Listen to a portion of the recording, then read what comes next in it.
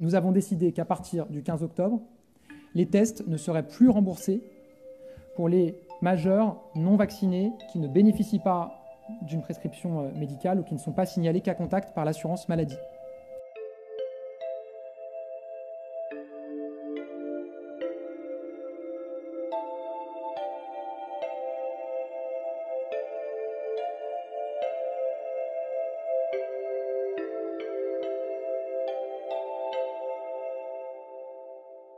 Le sens de cette mesure, c'est quoi?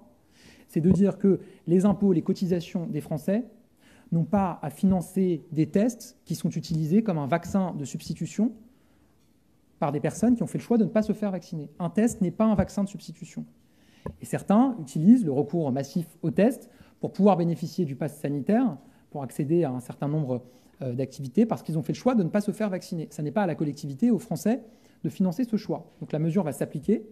Sur le tarif, j'ai vu les informations, les chiffres qui ont été évoqués dans la presse. Je vous confirme que c'est bien dans cet ordre-là. En réalité, ça dépendra du lieu et du jour où le test est réalisé. En gros, le principe, c'est quoi? C'est que ce qui sera facturé, c'est ce que ça coûte à l'assurance maladie.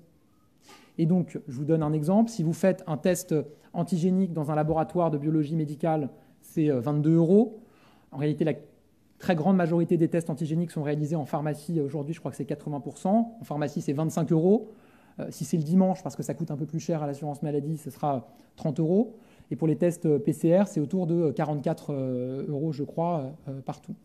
Donc voilà, c'est les prix qui ont été communiqués. C'est ce que ça coûte à l'assurance maladie. Donc c'est normal que ce soit ce que nous facturons aux personnes qui vont se faire tester et qui ne correspondent pas aux critères que j'évoquais à l'instant, c'est-à-dire être vacciné, être cas contact ou être mineur.